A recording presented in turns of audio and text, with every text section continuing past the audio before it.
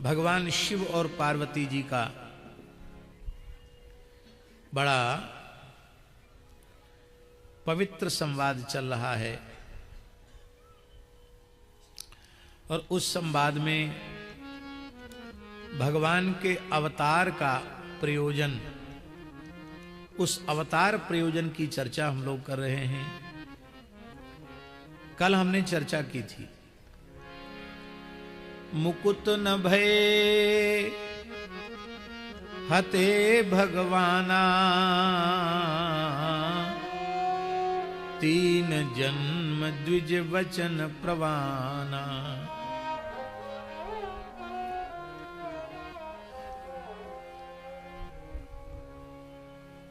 नाम हम नहीं लेना चाहते हैं जानकर भी। किसी महानुभाव ने कहा कि मुक्ति केवल श्री कृष्ण ही दे सकते हैं, दूसरा कोई मुक्ति नहीं दे सकता। और उन्होंने प्रमाण रूप में उद्धृत किया कि देखो, नृसिंह भगवान और वाराह भगवान हिरण्यकशिपु हिरण्याक्ष को मुक्ति नहीं दे सके, उनको रावण कुंभकर्ण बनना पड़ा। राम जी भी रावण कुंभकर्ण को मुक्ति नहीं दे पाए, उनको शिशुपाल दंतवक्त्र बनना पड़ा। और जब कृष्णावतार हुआ तब वो मुक्त हुए। ऐसी बात एक बड़े वक्ता ने, प्रामाणिक विद्वान ने कही। हमारा इस प्रकार की विचारधारा रखने वालों से अत्यंत विनम्र आग्रह है कि उन्हें श्री मानस जी का आश्रय अवश्य लेना चाहिए। सर्वग्रंथान परित्यज्य मानसम शरणम व्रज।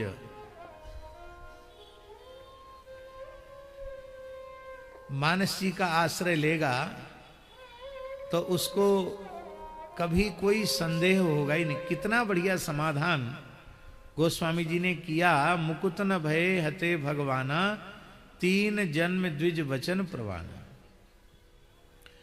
एक बात हम और आपको कह दें, जीव के कल्याण में दो चीजें सबसे अधिक बाधक हैं। एक भगवद अपराध और दूसरा भागवत अपराध।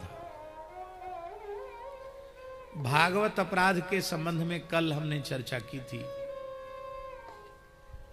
भगवत अपराध और भागवत अपराध कैसे लगते हैं? भगवत स्वरूपों में भेद करने से भगवत अपराध होता है। आपका सांप्रदायिक जो आग्रह है वो आपके अपने स्थान पर है,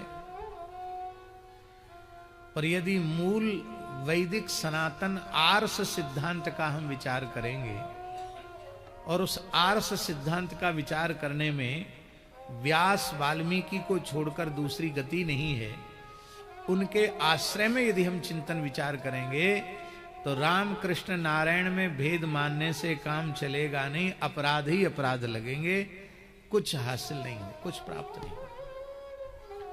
किसी भगवत स्वरूप में भेद बुद्धि नहीं करना। और इस अपराध से नाभा जी ने हम लोगों को बचाया है, टीकाकार प्रियादास जी ने हम लोगों को बचाया है।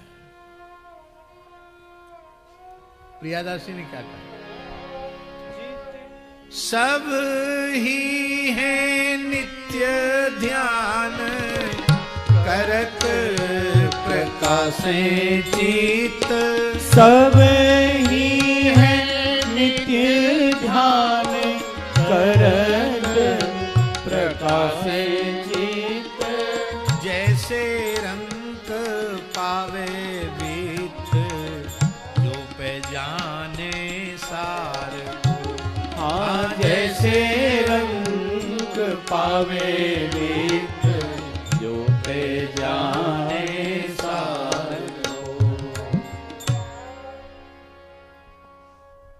केसन कुटिलताई ऐसे मीने सुखदाई, अगर सुरीत भाई बसूर हार के। आहा, क्या कहना।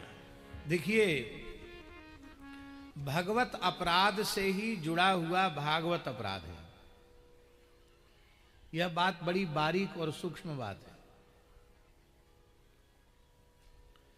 आप श्री राम जी के अनन्य उपासक हैं, श्री राम जी के प्रति आपका परत्व भाव है, पर जैसा भाव श्री राम जी के प्रति है वैसा भाव श्री कृष्ण के प्रति नहीं है और श्रीमन नारायण के प्रति नहीं है, तो कहीं न कहीं आपकी वाणी से स्खलन जरूर होगा और श्री कृष्ण के प्रति कोई न कोई हल्की बात निकल जाएगी।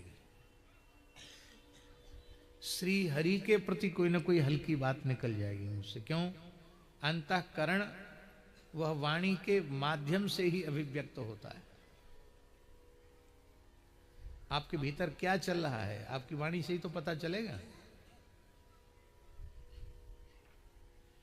बात पहले मन बुद्धि में आती है, फिर वाणी में आती है, क्रिया में बहुत पीछे आती है। जो श्रोता दिखाई पड़ रहे हैं इतने ही श्रोता नहीं हैं। अज्ञात अलक्षित भाव से भगवान के नित्य मुक्त पार्षद जब भगवत कथा आरंभ होती है तो वे सब के सब उपस्थित होते हैं अलक्षित भाव से।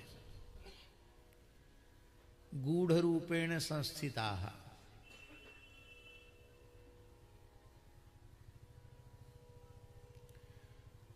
और उसमें ध्रुव जी बैठे हैं कथा में, ध्रुव जी बैठे हैं और जिन ध्रुव जी का आराध्य उपास्य स्वरूप चतुर्भुज नारायण का स्वरूप है और वक्ता के मन में नारायण के स्वरूप के प्रति उतना भाव नहीं है, उसने कुछ हल्की बात कह दी तो ध्रुव जी को कितनी पीड़ा होगी। तो स्वरूप भेद करने से भागवत अपराध हो जाएगा। श्री कृष्ण के संबंध में हल्की बात कह देंगे तो श्री उद्धव जी बैठे हैं उनको कितनी पीड़ा होगी, अर्जुन बैठे हैं उनको कितनी पीड़ा होगी। नृसिंह भगवान के बारे में कुछ हल्की बात आप कह देंगे, सोच लेंगे, वाणी से कह देंगे तो प्रहलाद जी बैठे उनको कितनी पीड़ा होगी। अरे नृसिंह भगवान भी कोटि कोटि कंदर्प दर्प दलन करने वाला उनका स्वरूप है, पर हमारी आंख से नहीं, प्रहलाद जी की आंखों से देखो तो नृसिंह भगवान कितने सुंदर दिखाई पड़ेंगे। भूदेवी के नेत्रों से देखो तो वाराह भगवान कितने सुंदर दिखाई पड़ेंगे।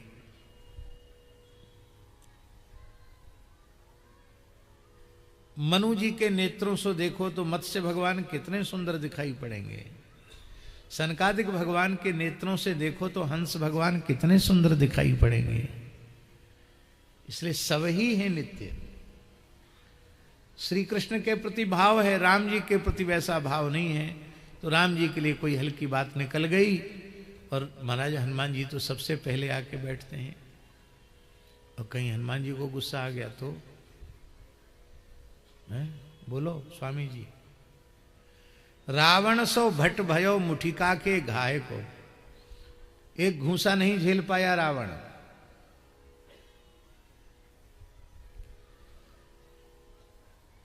क्रोध तो आया हनुमान जी को, घूंसा तो जमाया रावण को, लेकिन जमाते जमाते जैसी छाती के पास घूंसा पहुंचा तो हनुमान जी थोड़े ढीले हो गए, खुद ही अपने संकल्प को थोड़ा शिथिल कर दिया। क्यों? ये एक ही घूंसे से मर जाएगा तो फिर स्वामी की कीर्ति कैसे उजागर होगी। वह सेवक सेवक नहीं जो स्वामी की कीर्ति को उजागर न करे। श्री राम जी के हाथों रावण का उद्धार हो, इसी में राम जी का यश है। इसलिए यह जानकर हनुमान जी ने प्रहार थोड़ा ढीला कर दिया, हल्का कर दिया, नहीं तो एक घूंसे का नहीं था रावण हनुमान जी के। क्योंकि हनुमान जी स्वयं घोषणा कर रहे हैं, न रावण सहस्रम में युद्धे प्रतिबलम भवेत् शिलाभिश्च प्रहरतः पादपैश्च सहस्रशः। घोषणा कर रहे हैं हनुमान जी, अरे एक रावण की क्या चले, हजारों रावण भी युद्ध में मेरा मुकाबला नहीं कर सकते। कान खोलकर सुन लो। अर्दयित्वा पुरीं लंकाम अभिवाद्य च मैथिलीं समृद्धार्थो गमिष्यामि मिषताम सर्वरक्षसाम। इसलिए भगवत स्वरूपों में भेद करने से भागवत अपराध और भागवत स्वरूपों में भेद करने से भगवत अपराध, ये दोनों ही अन्योन्याश्रित हैं। इसलिए जब सब एक ही है तो जहां श्री कृष्ण का प्रतिपादन किया वहां सबसे परात्पर श्री कृष्ण, जहां राम तत्व का प्रतिपादन किया वहां सबसे परात्पर श्री राम, जहां नारायण तत्व का प्रतिपादन किया वहां सबसे परात्पर श्रीमन नारायण। तो इनकी संगति कैसे होगी? एक प्रश्न है कि नहीं? जैसे गोस्वामी जी श्री राम जी के अनन्य उपासक हैं, इसलिए उनके साहित्य में देखो तो विधि ही विधिता, हरि ही हरिता, शिव ही शिवता जिन दई। विनय पत्रिका में विधि को विधिता, हरि को हरिता, शिव को शिवता देने वाले श्री राम जी हैं। तो गोस्वामी जी अशास्त्रीय वाक्य नहीं बोल सकते। जग पेखन तुम देख निहारे, विधि हरि शंभु न चावन वारे, तेऊ न जान ही मरम तुम्हारा, और तुम ही को जान निहारा। उपजहि जासु अंश गुण खानी, अगणित लक्ष्मी उमा ब्रह्माणी इत्यादि। तो ये परत्व की जो बात है वो कहां से है, कैसे है? इस संबंध में भगवत कृपा से प्राप्त, गुरु कृपा से प्राप्त विवेक यह है, हमारे पूर्वाचार्यों का भाव है कि जो जिसका आराध्य इष्ट उपास्य स्वरूप है उसका संपूर्ण समर्पण, उसकी सर्वथा परत्व बुद्धि अपने उपास्य स्वरूप के प्रति हो जाए। तो श्री राम जी के उपासक श्री राम जी के स्वरूप के प्रति परत्व बुद्धि रखें, श्री कृष्ण के उपासक श्री कृष्ण के प्रति परत्व बुद्धि रखें, श्रीमन नारायण के उपासक श्रीमन नारायण के प्रति परत्व बुद्धि रखें। पर उस परत्व बुद्धि का तात्पर्य है इष्टानुराग, उसका तात्पर्य भेद नहीं। श्रीमन नारायण के उपासक समझें कि जितने स्वरूप हैं वो सब हमारे श्रीमन नारायण के ही हैं। श्री रामोपासक समझें कि जितने भगवत स्वरूप हैं सब रघुनाथ जी के ही हैं। श्री कृष्णोपासक समझें कि सभी स्वरूप श्री कृष्ण के ही हैं। देखो हम उदाहरण आपको दे रहे हैं।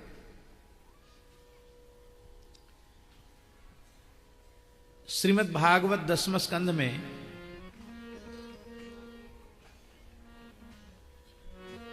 भ्रमर गीत में श्री राधा रानी क्या कह रही है? अब देखिए, बड़ी बारीक बात है।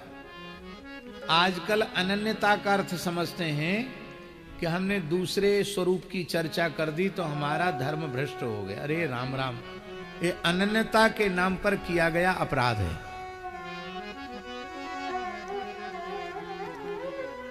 अपने आराध्य इष्ट स्वरूप को ही सब स्वरूपों में देख लेना, इसी का नाम अनन्यता है। तो श्री राधा रानी क्या कह रही है? मृगयूरिव कपीन्द्रम विव्यधे लुब्ध धर्मा, स्त्रियमकृत विरूपा स्त्रीजितः कामयाना,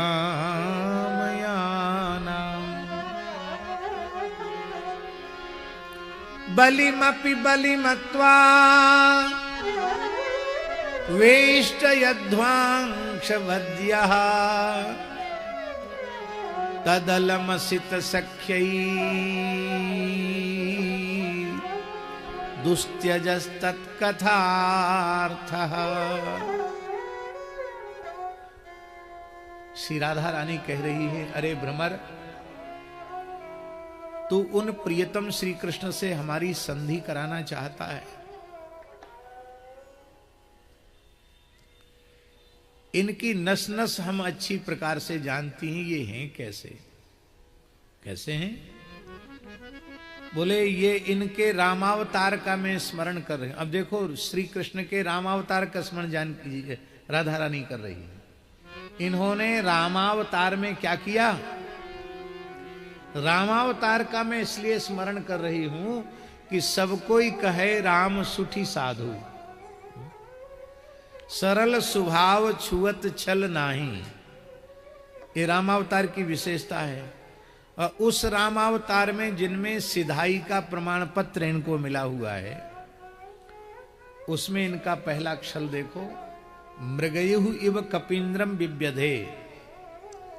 बहेलिए के जैसे इन्होंने बाली का वध कर दिया। अरे भाई, भाई भाई की लड़ाई थी, इनको बीच में कूदने की क्या जरूरत थी?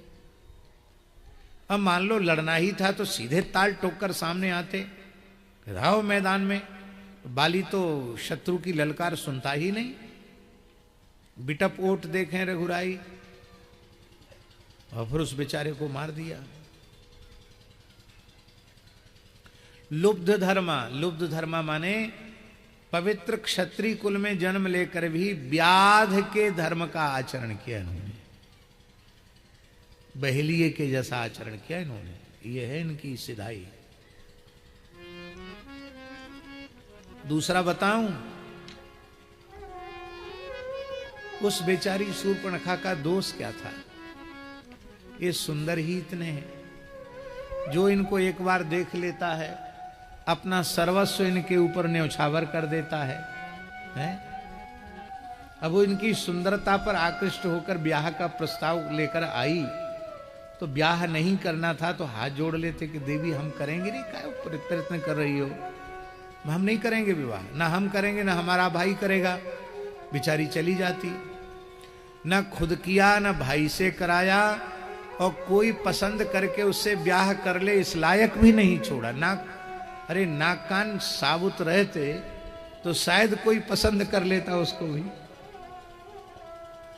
विरूप और कर दिया, स्त्रियमकृत विरूपाम स्त्रीजितः कामयानाम। चलो क्षत्रियों में बड़ी राजनीति होती है, राजनीति वालों को छल बल सबका आश्रय लेना पड़ता है। ब्राह्मण का प्रधान लक्षण है मन वाणी क्रिया से ऋजुता। वशिष्ठ स्मृति में वशिष्ठ जी ने ब्राह्मण का कारक लक्षण आर्जव ऋजुता माना है, सरलता। जो उत्कृष्ट श्रेष्ठ ब्राह्मण होगा वो मनवाणी क्रिया से अत्यंत सरल होगा। निश्चल निष्कपट होना ये ब्राह्मण की पहचान मानी है वशिष्ठ जी ने स्मृति में। और ब्राह्मण में भी छोटा सा बालक हो तो बालक तो किसी वर्ण का हो, भोला भाला होता है, निश्चल निष्कपट होता है। छोटे से बटुक ब्रह्मचारी बन गए, अब पहुंच गए बलि के द्वार। बलि के द्वार जाकर के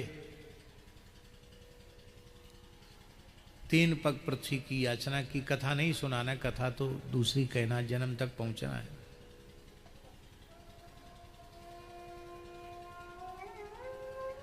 उस बेचारे ने चरण धोए, अर्घपाद्य मधुपर्क आदि निवेदित किया और कहा अद्य में सफलम जन्म, आज हमारा जन्म सफल हो गया, हमारा कुल पवित्र हो गया। आज ब्राह्मणों ने बड़ी भक्ति पूर्वक अग्नि में आहुति दी। लगता है ब्रह्मर्षिणाम बपु साक्षात मन्ने त्वारी बपुर धर्म। लगता है ब्रह्मर्षियों का तेज ही मूर्तिमंत होकर आपके रूप में आ गया है। मैं धन्य हुआ प्रभु। लगता है कुछ लेने की इच्छा से आप आए। आप जो मांगो सो देंगे। भगवान बोले कि तो आपके कुल खानदान की विशेषता है। कंजूस तो आपके परिवार में कोई पैदा ही नहीं हुआ, जो मांगा वो उतने से अधिक दिया। हे महाराज बलि, आपके पिता विरोचन,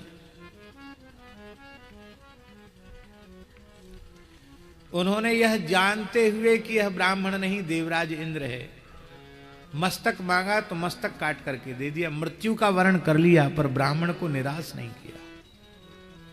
और प्रहलाद जी, आपके बाबा प्रहलाद जी, अरे महाराज प्रहलाद जी के बारे में तो कहूं मैं क्या, ये भगवान के वचन है। प्रहलाद उद्भाट यथो डुपह खे, जैसे आकाश में पूर्ण चंद्र की शोभा होती है, ऐसी भक्त अनंत आकाश में भक्त रूपी नक्षत्रों के बीच में श्री प्रहलाद जी को भगवान अपने मुखारविंद से चंद्रमा कह रहे हैं, पूर्ण चंद्र कह रहे हैं। नक्षत्र, अनंत नक्षत्र राशि के बीच में जैसे पूर्ण चंद्र की शोभा होती है, शरद पूर्ण चंद्र की शोभा होती है, ऐसे ही अनंत भक्तों में प्रहलाद जी की महिमा तो पूर्ण चंद्र के समान है। और आपके परबाबा हिरण्यकशिपु हिरण्याक्ष, क्या कहना महाराज, भगवान ने छल का आश्रय लेकर उनको मारा, नहीं तो बड़ा मुश्किल था उनको मारना। और यहां तक भगवान ने कह दिया कि आज भी हिरण्याक्ष के बल का स्मरण करते हैं जब भगवान 12, तो अपने को पराजित उसे विजयी मानते हैं, इतना ताकतवर था। आपके पुरखा हिरण्यकशिपु बड़े ताकतवर थे महाराज, पूरी वंश परंपरा की जय जयकार कर दी ठाकुर जी ने, एकदम प्रसन्न हो गया, खिल उठा बलि, बोला महाराज जरूर मांगो। तो लगता है आप या तो महान योगेश्वर हैं, आपने योग बल से इस बालक की सी अवस्था को धारण कर रखा है, आपकी आयु बहुत बड़ी है, देखत बालक बहुकालीना। अथवा आपने गुरुकुल में जाकर इतिहास विषय पर पीएचडी डिलीट किया होगा, इतना बढ़िया आंखों देखा हाल आप सुना रहे हैं, आपकी वाणी बड़ी मनोहारिणी है, बहुत मीठा बोलते हैं, क्या चाहिए।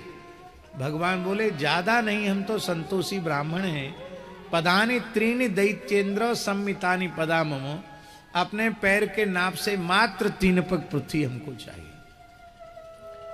यह सुनकर बेचारा बलि हंसा और उसने कहा कि मेरे जैसे दाता को प्रसन्न करके आप एक लोक का लोक मांग सकते थे, 7 द्वीपों में एक द्वीप का द्वीप मांग सकते थे, और आप अपने पैर के नाप से 3 पग पृथ्वी की याचना करके वस्तुतः मेरे जैसे दाता का तिरस्कार ही किया है।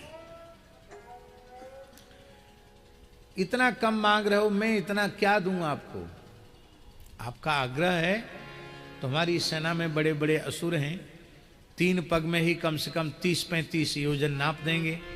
बोले नहीं नहीं नहीं, दूसरे का नाप नहीं, सम्मितानि पदामो, अपने पैर के नाप से। तो राधा रानी कहती इतने भोले भाले बालक बन के उसको ठगा कि इतना पढ़ा लिखा दैत्यराज चक्कर में आ गया और बोला भाई ब्राह्मणों से विवाद नहीं करना चाहिए, वांछातः प्रतिगृह्यताम, आपकी जैसी इच्छा उतना ही आप ले लीजिए। और जैसे ही दान का संकल्प का जल इनकी हथेली पर आया, ये विराट हो गए, त्रिविक्रम हो गए, और फिर एक पग में संपूर्ण भूलोक नाप लिया, दूसरे पग में बलि का राज्य तो स्वर्ग तक ही था, पर दूसरे पग से भगवान ने ब्रह्मलोक तक नाप लिया, और तीसरे पग के लिए उसे मिथ्याचारी बना करके तू झूठ बोलता है ऐसा आरोप लगा करके गरुड़ जी से कहा इसको पास में बांध कर डाल दो। बड़ी विचित्र बात लिखी, बलिमपि बलिमत्वा वेष्टय ध्वांशवद। संस्कृतज्ञ लोग बैठे हैं, इसकी विशेष व्याख्या नहीं करनी है। ध्वांश माने क्या होता है, क्या होता है ध्वांश माने? कौआ होता, कौआ।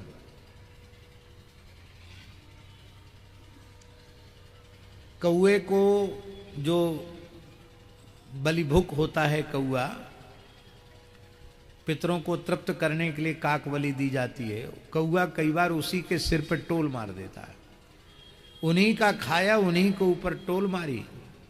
ध्वांशवद, ये बाहर भीतर दोनों से ही काले हैं, केवल बाहर से ही काले नहीं, भीतर से भी काले हैं। तत् अलम असित सख्यई। अब नाक तक पानी आ गया है इन कालों की मित्रता से, अब मैं बिल्कुल ऊब चुकी हूं। तद अलम असित सख्यई। फिर कृष्ण कृष्ण कहकर क्यों रुदन कर रही हो? श्री राधा रानी कहती हैं, यही तो बात है, दुस्त्यजस तत्कथार्थ। प्रियतम श्री कृष्ण चले गए, पर उनका नाम, उनका रूप, उनकी लीला, उनकी कथा ये दुस्त्यज है, क्योंकि यही तो मेरे जीने का सहारा है, यही तो मेरा प्राण है।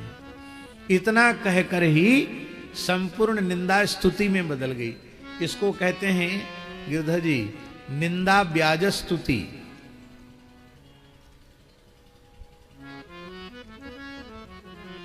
निंदा नहीं है, ये कहने में लगती है निंदा, पर वो वस्तुतः स्तुति है। और हम लोग बड़े भाग्यशाली हैं। वामन भगवान का स्मरण यहाँ इसलिए भी उचित है क्योंकि वामन भगवान के अवतार की भूमि है बक्सर। पुराण के प्रमाण के अनुसार तो है ही, इस वर्तमान युग के महान मनीषी पूज्यपाद धर्म सम्राट स्वामी करपात्री जी महाराज भी इस बात को मानते थे कि दशावतारों में वामन अवतार की प्रादुर्भाव भूमि बक्सर है। और वामनेश्वर का करपात्री जी ने पूजन भी किया था। और पूज्य श्री डोंगरे जी महाराज भी वामन भगवान की अवतार भूमि बक्सर को मानते थे। बक्सर में उन्होंने कथा कही और वामनेश्वर का पूजन किया।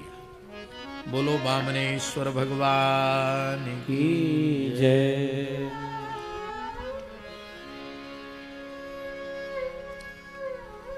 तो अब देखिए, हम इस अंश में इसका स्मरण कर रहे थे कि रामावतार की लीला और वामन अवतार की लीला, दो दो लीलाओं का राधा रानी स्मरण कर रही हैं। लेकिन वामन रूप में प्रकट होने वाले भी श्री कृष्ण हैं और श्री राम रूप में प्रकट होने वाले भी श्री कृष्ण। इसको अनन्यता कहते हैं। दूसरा एक उदाहरण हम आपको दें, ये तो और प्रत्यक्ष उदाहरण है। कृष्णावतार की लीला में स्यमंतक मणि के प्रकरण में भगवान का जामवंत जी से युद्ध हुआ। 27 दिन 27 रात तक युद्ध चला। 28वें दिन भगवान ने ऐसा कसकर घूंसा जमाया कि एक घूंसे में ही जामवंती जी महाराज की नस नस ढीली हो गई, उनके मुख से रक्त आ गया और उनको मूर्छा आ गई। एक घड़ी माने 24 मिनट की मूर्छा आ गई। जब होश में आए जामवंत जी तो सोचने लगे कि एक घूंसे में हमारी ये हालत कर देने वाला परमात्मा के अतिरिक्त कोई नहीं हो सकता। तो जब भगवान की ओर उन्होंने देखा तो बोले, प्रभु मैं आपको पहचान गया। अब देखो, भगवान कृष्णावतार के स्वरूप में है और द्वारकाधीश स्वरूप में है भगवान चतुर्भुज हैं। चतुर्भुज द्वारकाधीश श्री कृष्ण जामवंत जी के सामने खड़े हैं, पर अनन्यता कैसी है? बोले, प्रभु मैं आपको पहचान गया। भगवान बोले, क्या पहचाने? यस्येष दुत्कलित रोष कटाक्ष मोक्षै वर्त्मा दिशत क्षुभित नक्रतिमिंगलोब्धि सेतु कृतः स्वयस उज्ज्वलिता च लंका रक्षशिरांसि भुवि पेतुरिषुक्षतानि। हे प्रभु, आप मेरे आराध्य श्री राम हैं। आपने तनिक भ्रुकुटी टेढ़ी कर दी तो समुद्रों का जल खोलने लग गया था। समुद्र का जल खोलने लग गया था। आपने समुद्र पर सेतु का निर्माण किया और आपके रोष से लंका दग्ध हो गई। आपके अमोघ बाणों से राक्षसों के रावण के मुंड सिर कट कट करके गिरने लगे, वही लंका में रण पराक्रम करने वाले मेरे आराध्य प्रभु श्री राम हैं। मैं आपको पहचान गया। अब श्री कृष्ण सामने खड़े हैं, संवाद उनसे हो रहा है, पर वो राम जी का स्मरण कर रहे हैं, क्योंकि श्री राम जी का स्वरूप ऐसा तनमन प्राण में बसा हुआ है कि चतुर्भुज श्री कृष्ण के स्थान पर भी धनुर्वाणधारी द्विभुज श्री राम जी ही उनको दिखाई पड़ रहे हैं। ये अनन्यता है। इसलिए अनन्यता का मतलब ये नहीं है कि केवल एक इष्ट आराध्य की महिमा गा करके अन्य स्वरूपों की, उनकी उपासना की, उनके मंत्रों की उपेक्षा करना, ये नहीं है। उसका अर्थ है अपने आराध्य स्वरूप का ही सब स्वरूपों में दर्शन कर लेना। ये तो भगवत अपराध और भागवत अपराध, तो राम कृष्ण नारायण में भेद जो मानते हैं वो भले ही ऐसा कह सकते हैं कि देखो राम जी ने और नृसिंह भगवान ने और वारा भगवान ने मोक्ष नहीं दिया, मोक्ष तो श्री कृष्ण ने दिया। ये वही कहेगा जिसकी भगवत स्वरूपों में भेद बुद्धि है। और गोस्वामी जी ने इसका बढ़िया समाधान कर दिया। मुकुत न भय हते भगवाना, तीन जन्म द्विज बचन प्रमाना, एक जन्म कर कारण एहा, एक जन्म कर कारण एहा, जही लगी राम धरी नर देहा, जही लगी राम धरी नर देहा। एक प्रश्न होता है कि ये इतने अवतार के प्रयोजन और इतनी अलग अलग कथाएं क्यों कह दी गई? उसका समाधान भगवान व्यास ने किया है। क्वचित क्वचित पुराणेषु विरोधो यदि लभ्यते कल्प भेदेन तत्सर्वं समाधेयं मनीषिभिः। कथाओं में भेद यदि समझ में आवे तो उनको भेद के रूप में नहीं समझना, कल्प भेद से उसका समाधान कर लेना चाहिए। किसी प्रेमी ने एक बात मन में प्रस्तुत की है, जिज्ञासा, कि भगवान श्री राम ने 11,000 वाल्मीकि के अनुसार और भागवत जी के अनुसार 13,000 वर्ष तक लीला की, फिर भी लगभग 47 वर्ष की लीला सुनने को मिलती है, ऐसा क्यों? और दूसरा कहा है कि भगवान श्री कृष्ण ने मात्र 125 वर्ष की लीला की, फिर उनकी लीला अपेक्षाकृत अधिक सुनने को क्यों मिलती है? ये जिज्ञासा आपकी यह प्रमाणित कर रही है कि आपने संपूर्ण व्यास वाल्मीकि साहित्य को नहीं देखा।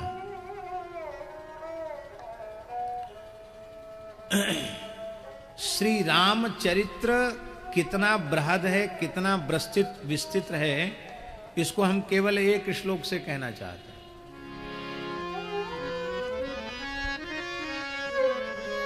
और ये सामान्य व्यक्ति की वाणी नहीं है, परमहंस चक्र चूड़ामणि आचार्य महामुनिंद्र भगवान श्री शुकदेव जी की वाणी है।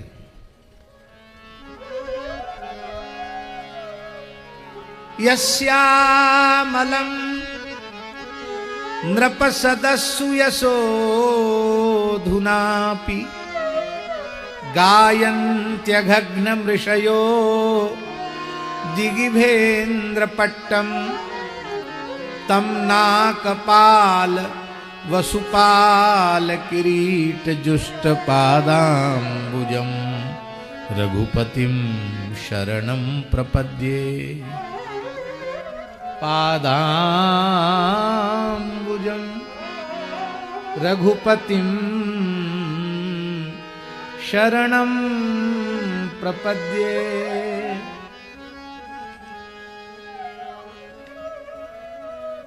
नृप सदस्सु अधुना अपि, सुखदेव जी करें, इस समय भी राजाओं की सभाओं में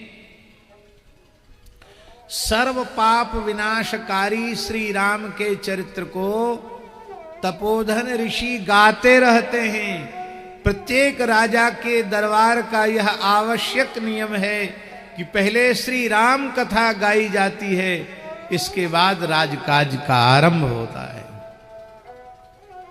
गायन्त्यघग्न मृषयो दिग्भेन्द्र पट्टम, कितना गाया गया, कितना गाया जा रहा है रामचरित्र? बोले इतना गाया जा रहा है, इतना गाया जा रहा है कि श्री रामचरित्र के व्याख्यान की उज्ज्वलता के कारण दिशाओं के जो 10 दिग्गज हैं, काले काले गजेंद्र, उनके जो काले काले मस्तक, वो रामचरित्र की उज्ज्वलता से चमक गए, उज्ज्वल हो गए। राम जी जिस चौकी पर अपना चरण पधराते हैं, उस चौकी को तम नाकपाल वसुपाल किरीट जुष्ट, देवराज इंद्र, कुबेर, वरुण, अग्नि, ये सब उस चौकी को अपना मस्तक झुका करके प्रणाम करते हैं।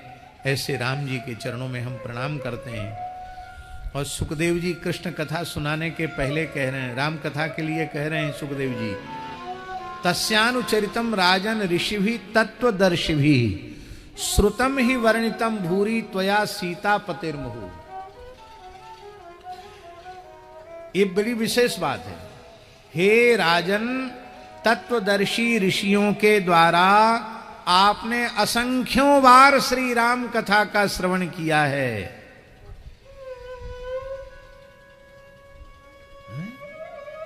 तस्यानुचरितम राजन ऋषिभि तत्वदर्शी श्रुतम ही वर्णितम भूरि, खूब भर भर करके राम जी का यश गाया है, आनंद में उल्लसित होकर के ऋषियों ने। इसलिए मैं आपको रामचरित्र संक्षिप्त सुनाऊंगा। इसलिए ये जो आरोप है कि केवल 47 वर्ष का चरित्र है, 47 वर्ष का नहीं, रामायण शतकोटि अपारा, हम लोगों ने देखा ही कितना है। यह रामचरितमानस देखा है या अधिक से अधिक श्री वाल्मीकि रामायण को देखा है, पर केवल संपूर्ण व्यास साहित्य को भी आप देखें, अष्टादश पुराणों को देखेंगे तो रामचरित्र बहुत विस्तृत प्राप्त हो जाएगा आपको। और सभी भाषाओं में राम जी का चरित्र लिखा गया, सभी कवियों ने श्री राम जी का चरित्र लिखा। इसलिए वस्तुतः राम जी का अनंत चरित्र है।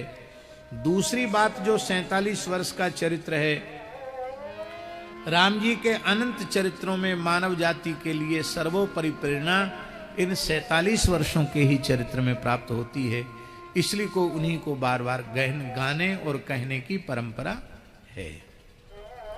बोलो भक्तवत्सल भगवान की जय। दूसरी बात इन्होंने पूछी है कि किसी स्थान पर अखंड नाम संकीर्तन होता है, अखंड रामचरितमानस होता है, तो वहां जाकर कुछ मासिक दक्षिणा लेकर, वेतन लेकर के क्या कीर्तन या पाठ किया जा सकता है? सर्वोत्तम पक्ष तो यही है कि अत्यंत निष्काम भाव से, निर्लोभ भाव से, बिना कुछ लिए हुए ही कीर्तन करना चाहिए और मूल पाठ करना चाहिए, वो सर्वोपरि।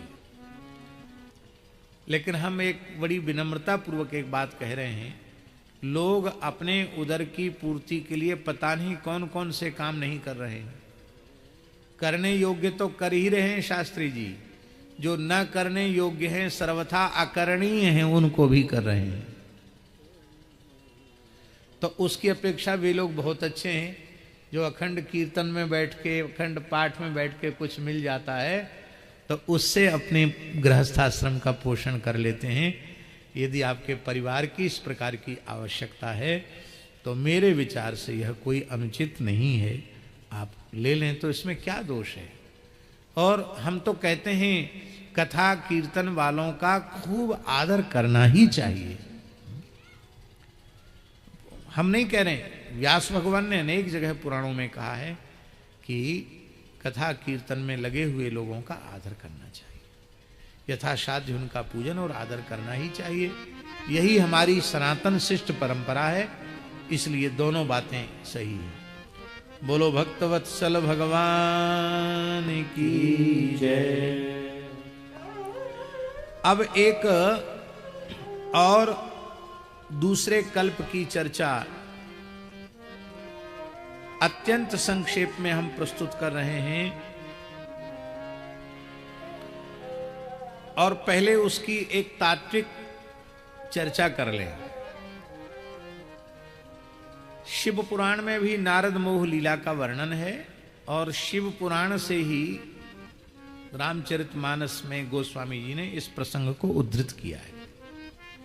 क्योंकि वहां आप मूल में शिव पुराण देख लो और यहां नारद विमोहन लीला देख लो, एक ही जैसे भाव हैं दोनों जगह, इसलिए वही भाव है।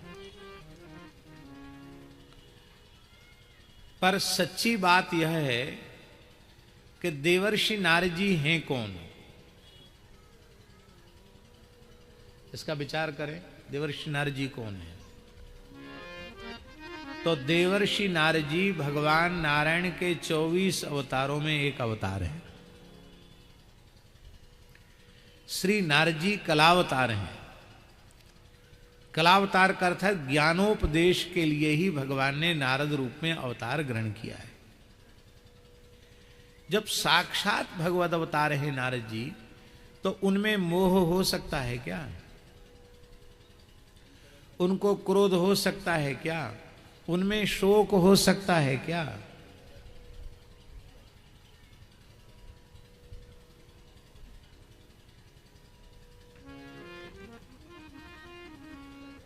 नहीं हो सकता ना। फिर नारद मोह क्या है? ये नारद मोह नहीं है, हम लोगों के मोह के भंग करने की लीला ही नारद मोह लीला है। बड़े लोग हमारे जैसे कलिमल ग्रसित मलिन हृदय जीवों को सिखाने समझाने के लिए अभिनय करते हैं, नाटक करते हैं, और उस नाटक का एकमात्र प्रयोजन होता है जीव जगत का कल्याण, जीव जगत का शिक्षण। यही उस नाटक का प्रयोजन होता है। इसलिए वस्तुतः नारद जी में न शोक है न मोह है, नारद जी के प्रति वह बात नहीं रखनी। बाकी नारद जी के चरित्र के माध्यम से हम सबको शिक्षा मिल रही है कि भाई इतने बड़े नारद जी जो साक्षात भगवान के अवतार हैं, ब्रह्मा जी के गोद से मानस पुत्र के रूप में जिनका जन्म हुआ है, स्वयं भगवान के पार्षद हैं और जिनकी गति अव्याहत गति है, रमा वैकुंठ तक जो चल करके जा सकते हैं, ऐसे मन की गति के समान सर्वत्र प्रकट हो जाने वाले नारद जी, यदि उन नारद जी के मन में भी अहंकार आ जाए तो क्या स्थिति बन सकती है उनके जीवन में? तो साधक जो कुछ करे उसमें वह हरि गुरु संतों के प्रति कृतज्ञता के भावों से भर जाए, अपने साधन का अहंकार भी उसके मन में न आवे।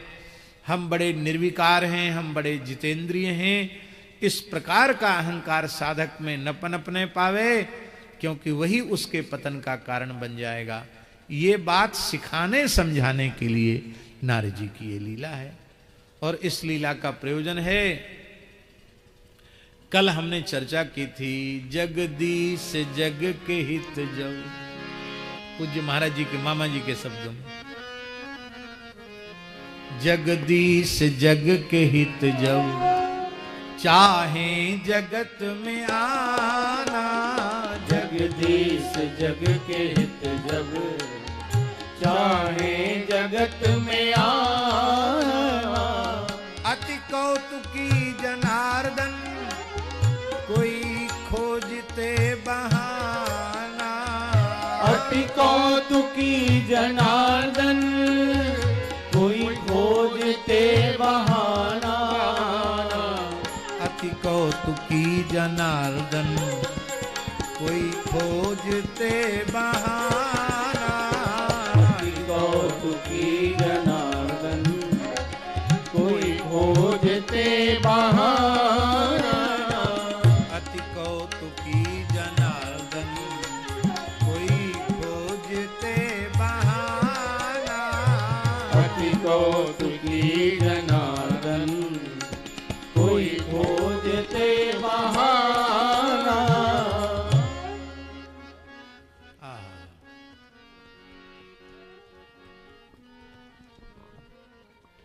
कथा आप सबको ज्ञात है कि सुमिरत हरि ही साप गति बाधी। भगवान का स्मरण करते करते दक्ष के साप की गति भी बाधित हो गई और नारद जी समाधि में चले गए और हजारों वर्ष तक नारद जी की समाधि लगी रही। इंद्र को भय हो गया, कहीं हमारा इंद्रासन लेने के लिए तो नहीं कर रहे हैं। काम को सेना के समेत भेज दिया और काम ने घुटने टेक दिए। नारद जी के चित्त में तनिक भी विकार उत्पन्न नहीं हुआ, और विकार तो उत्पन्न नहीं ही हुआ, यह कामदेव मेरी तपस्या में, मेरी साधना में विघ्न करने आया है, यह जानकर भी उन्होंने कामदेव पर अनुग्रह किया, उस पर क्रोध नहीं किया। और इस बात का उन्हें अहंकार हो गया कि काम तो शंकर जी ने भी जलाकर भस्म किया, पर क्रोध तो उनको आ गया। पर देखो नारद की विशेषता कि काम का को भी जीत लिया और क्रोध को भी जीत लिया। और इस बात को उन्होंने भगवान शिव से जाकर बताया। शंकर जी ने कहा कि देखो, हमको तो आपने सुना दिया, बहुत अच्छा किया, लेकिन भूल कर भी भगवान नारायण को ये बात मत बता देना। और यहां तक कह दिया कि पूछे हो, वो पूछेंगे तो भी दुरावो जब ही, तो भी तुम छिपा लेना। वो खोद खोद के पूछना चाहेंगे तो गोल मटोल करके, टाल मटोल करके आगे बढ़ जाना, उसको मत बोलना। लेकिन वो कहाँ मानने वाले थे। फिर वैकुंठ भी चले गए और वहां नारद कहु सहित अभिमाना। क्या क्या कहा? कृपा तुम्हारी सकल भगवाना। देखो यहां तक तो बिल्कुल ठीक है, कृपा तुम्हारी सकल भगवाना, लेकिन इसमें दैन्य भाव न हो करके नारद कहु सहित अभिमाना, यह एक हम लोगों के लिए इसका मतलब है कि दैन्य भी दिखावटी न हो। पूज्य बक्सर वाले महाराज जी का सबसे बड़ा वैशिष्ट्य कि मन वाणी क्रिया से उनमें सहज दैन्य की प्रतिष्ठा थी। इसी आश्रम की बात है, मैं उनका नाम नहीं जानता, अब पता नहीं उनका शरीर है कि नहीं, कई साल पुरानी बात है। एक बहुत बुजुर्ग ऊंचे लंबे से व्यक्ति आए, पजामा कुर्ता पहने हुए थे और पूज्य महाराज जी के कक्ष में उन्होंने प्रवेश किया। हम भी वहीं बैठे थे, तो मामा जी ने साष्टांग प्रणाम किया उनको। तो मुझे अपने मन में लगा ये कुर्ता पैजामा वाले व्यक्ति को कुर्सी पर बिठाया, खुद नीचे बैठ गए, लंबी दंडोत कर रहे हैं। ये कौन महापुरुष हैं? न मस्तक पर तिलक है, न कंठी है, तो ऐसे गृहस्थ व्यक्ति हैं, कोई धोती कुर्ता भी नहीं पहने हैं, कुर्ता पजामा पहने हैं। वो महाराज जी इनको लंबी दंडोत कर रहे हैं। हमने नहीं किया, हम तो तमाशा देख रहे थे। तो वो समझ गए कि ये क्या मन में सोच रहे हैं। बोले भैया ये हमारे गुरुजी हैं, इनके चरणों में बैठकर हमें कुछ पढ़ने का अवसर मिला है।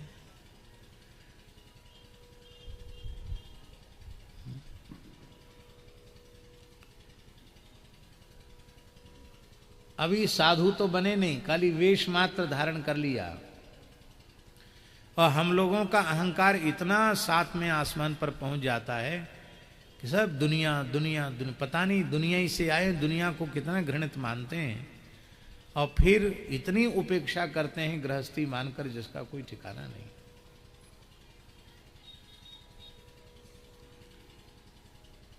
अभी हमारे वृंदावन के श्री पांडे जी जो वेदांत विभागाध्यक्ष रहे, और छा गए, तो उनसे तो कभी मामा जी पढ़े हों ऐसी कोई बात ही नहीं थी। लेकिन उनको पता चला कि पूज्य पांडे जी आए हैं, तो उनको भी उन्होंने प्रणाम किया, पूरा साहित्य दिया और गुरुदेव गुरुदेव कहकर ही संवेदन किया। एक बूढ़े महात्मा आए सुदामा कुटी में।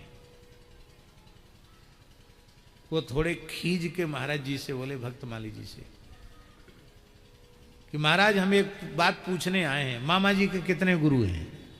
हम लोगों का तो एक ही गुरु है, मामा जी के कितने गुरु हैं? महाराज जी हंसने लगे, बोले ऐसा क्यों? कहते वो इतने गुरुओं का नाम लेते हैं, वो गुरुदेव सरकार, वो गुरुदेव सरकार, वो गुरुदेव सरकार, तो कितने गुरु हैं मामा जी के? तो उस समय महाराज जी बोले एक साखी, और महाराज जी के मुख से ही सुन करके वो साखी हमने स्मरण की, याद की। हरिराम व्यास जी की साखी है। महाराज जी बोले मामा जी भक्तमाली हैं, और भक्तमाल का सिद्धांत क्या है आप जानते हैं? हरिराम व्यास जी ने अपनी साखी में कहा, क्या कहा? आदि मध्य अरु अंत में यह रसिकन की रीति। बहुत प्यारी साखी है।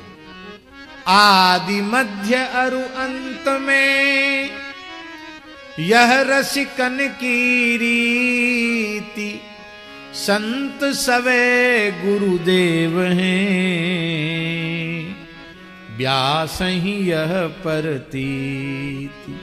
संत सवे गुरुदेव हैं, व्यास ही यह परतीति। इससे एक बड़ी ऊंची बात है। यदि इस सिद्धांत को आप नहीं मानेंगे तो क्या होगा? तब गुरुजी प्रत्यक्ष रूप से जब तिरोहित हो जाएंगे तो हमारे जीवन में मनमानीपन आ जाएगा। माने किसी न किसी रूप में स्वेच्छाचारिता हमारे जीवन में आ जाएगी। लगे गुरुजी तो है नहीं, अब तो हम जैसे चाहें वैसे रहें, जैसे जिएं वैसे जिएं। अब गुरुजी थोड़ी, गुरुजी होते तो कुछ कहते, गुरुजी तो है नहीं। और ये भाव हो जाए कि संत सवे गुरुदेव हैं, व्यास ही है प्रतीत, तो उसके लिए गुरु तत्व का कभी अभाव नहीं होगा, क्योंकि संत सदा गुरु रूप में उसे दर्शन देते रहेंगे, और दर्शन ही नहीं देते रहेंगे, मार्गदर्शन करते रहेंगे, अंकुश लगाते रहेंगे, नियंत्रित करते रहेंगे। और उसमें फिर जीवन कैसा होगा? वो तो जीवन अपने लिए ही उपयोगी नहीं, संपूर्ण राष्ट्र और समाज के लिए उपयोगी हो जाएगा। हम फिर एक बार स्मरण करें पूज्य पंडित जी महाराज, पूज्य पंडित श्री गया प्रसाद जी महाराज, उनका वाक्य है, साधक स्वतंत्र नहीं और स्वतंत्र साधक नहीं। जो अपने को स्वतंत्र मानता वो कभी साधक नहीं हो सकता, और जो साधक होगा वो कभी स्वतंत्र नहीं होगा। वो निरंतर भगवत भागवत पारतंत्र में ही जीवन यापन करता है। और ये तब होगा जब सब संतों में गुरु रूप का दर्शन करें। और इस संबंध में भक्तमाल का एक चरित्र है। शिष्य, उसका ज्ञान, उसकी भक्ति, उसका वैराग्य परिपूर्ण था, साधुता के समस्त लक्षण उसमें विद्यमान थे, पर एक कमी थी उस शिष्य में, और ऐसी कमी देखने वाले को ही गुरु कहते हैं। गुण देखने वाले को गुरु नहीं कहते, शिष्य का दोष देखने वाले को गुरु कहते हैं। किसी का दोष नहीं देखना चाहिए शास्त्री जी, पर गुरु जी को शिष्य का दोष जरूर देखना चाहिए। गुण समझ में आवे तो मौन हो जाए, कुछ न कहे, पीठ पीछे भले ही कुछ कह दे, सामने उसकी प्रशंसा न करे, पर छोटा भी कोई दोषाभास भी दिखाई पड़े तो एकदम टूट पड़े उसके ऊपर के, ऐसा कैसे तुमने किया।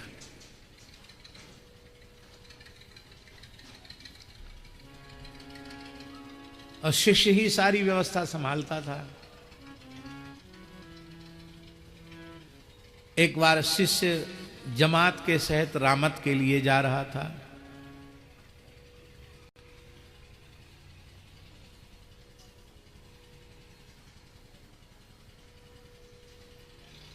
तो गुरु जी को साष्टांग प्रणाम किया, आसन वासन कमंडल रख के। कहो वत्स कहाँ जा रहे हो? कहा गुरुदेव प्रतिवर्ष रामत के लिए जाते हैं, संत सेवा गो सेवा के लिए। आपकी आज्ञा, वहां जा रहे हैं। जाओ, बहुत अच्छी बात है।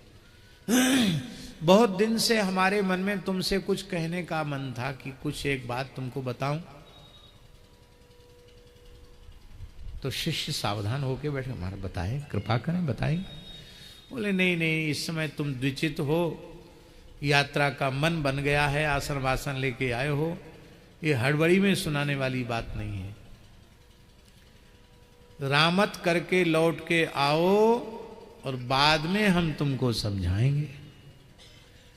तो शिष्य ने हठ नहीं किया, नहीं नहीं पहले बात बताओ, क्या बात है, क्यों नहीं बता रहे हो, क्यों छिपा रहे हो हमसे, बताना पड़ेगा, और नहीं तो और किसी को भेज दो रामत के लिए। ऐसा होता है, चेले ऐसा करते हैं, आप हमसे ही छिपा रहे हैं, क्यों नहीं बता रहे हैं। पर शिष्य ने कहा जो आज्ञा गुरुदेव। और रामत करके जब शिष्य लौट के आया तो स्वामी रहो समाय दास दर्शन को आयो। गुरुदेव भगवान के बुलावे पर चले गए नित्य साकेत, और शिष्य आया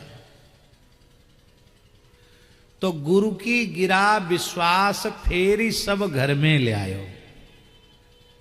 गुरु जी का शरीर गंगा जी के किनारे पहुंच गया था जल समाधि के लिए। वो महाराज जी हठ पूर्वक शरीर को लेकर के आस्थान में आ गया शिष्य।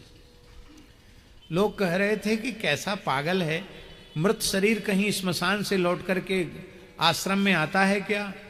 एक नहीं सुनी उसने, गुरुजी का शरीर ले आया और गुरुजी को पौढ़ा करके साष्टांग प्रणाम करके कहा कि गुरुदेव आपने कहा था कि तुम लौट कर आओगे तब मैं तुम्हें कुछ बताऊंगा।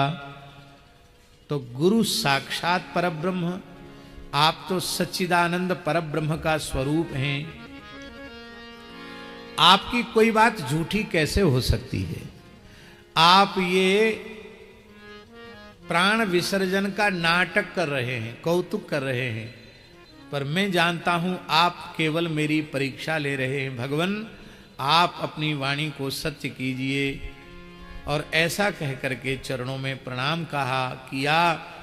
और हमारे पूज्य गुरुदेव भक्तमाली जी कहते थे कि उसने आर्त भाव से पुकारा, गुरुदेव गुरुदेव गुरुदेव। तो उसकी आर्तवाणी सप्तावर्ण भेद करके नित्य साकेत तक पहुंच गई। वहां भी गुरुदेव गुरुदेव गुरुदेव शब्द गूंजने लग गया। और वस्तुतः गुरुजी साकेतवासी हो गए थे। गुरुजी सीताराम जी की सेवा में थे। युगल सरकार ने मुस्कुरा के कहा, अब पक्का चेला है, अब तो जाना पड़ेगा। तो महाराज यद्गत्वान निवर्तन्ते तद्धाम परम मम। बोले ये कानून बनाने वाला कौन है? हम ही है ना कानून बनाने वाले, कि वहां जाकर कोई लौटता नहीं। तो जो कानून बना सकता है वो कानून में रद्दो बदल भी कर सकता है, उसको बदल भी सकता है कानून। इसलिए मेरी आज्ञा है, जाओ फिर लौट करके आना, जाओ। तो गुरुजी आ गए, देह में आ गए गुरुजी। और गुरुजी जैसे कोई सोया हुआ पुरुष जाग जाए, ऐसे गुरुजी उठ के बैठ गए। बोलो गुरुदेव भगवान की जय। बोले बेटा सच्ची बात यह है कि हम नाटक नहीं कर रहे थे, हमारे शरीर की अवधि पूरी हो गई थी, पर तेरी गुरु निष्ठा के कारण मुझे नित्य साकेत से लौटकर यहां शरीर में आना पड़ा। तो बेटा जो बात मैं तुम्हें बताना चाहता था वो ये है, तुम जैसा भाव मेरे प्रति रखते हो गुरु भाव, ऐसा गुरु भाव सभी संतों के प्रति रखो। सब संतों के प्रति गुरु भाव तुम्हारा नहीं है, इससे हानि तुम्हारी ये होगी कि हमारा शरीर नहीं रह जाएगा तो तुम्हारे जीवन में मनमानीपन आ जाएगा, तुम्हारा जीवन अनियंत्रित हो जाएगा, पतन की आशंका रहेगी। और जब मेरा दर्शन सब संतों में करोगे तो तुम्हें कभी गुरु तत्व का अभाव नहीं होगा। इसलिए गुरु निष्ठा की पूर्णता है सब संतों में गुरु तत्व का दर्शन करना। और इस निष्ठा का प्रत्यक्ष दर्शन यदि किसी में होता था तो वो पूज्यपाद श्री बक्सर वाले महाराज जी में इस निष्ठा का पूर्ण रूपेण दर्शन होता था। संत सवे गुरुदेव हैं, व्यास ही है प्रतीत।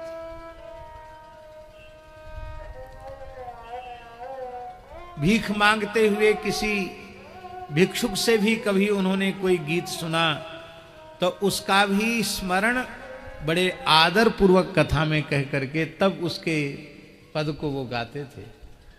ऐसी कृतज्ञता के भावों से भरा हुआ व्यक्तित्व पूज्य बक्सर वाले महाराज जी के जैसे बक्सर वाले महाराज जी ही थे, दूसरा कोई नहीं। अब न आंख तरी आवत को। इसलिए सर्वत्र गुरु तत्व का दर्शन करना यही इसका मूल आधार है। और ये बात बिल्कुल पक्की है कि भगवान में और नारद जी में तनिक भी अंतर नहीं है, लेकिन फिर भी ये नारद मोह की लीला केवल हम लोगों को समझाने के लिए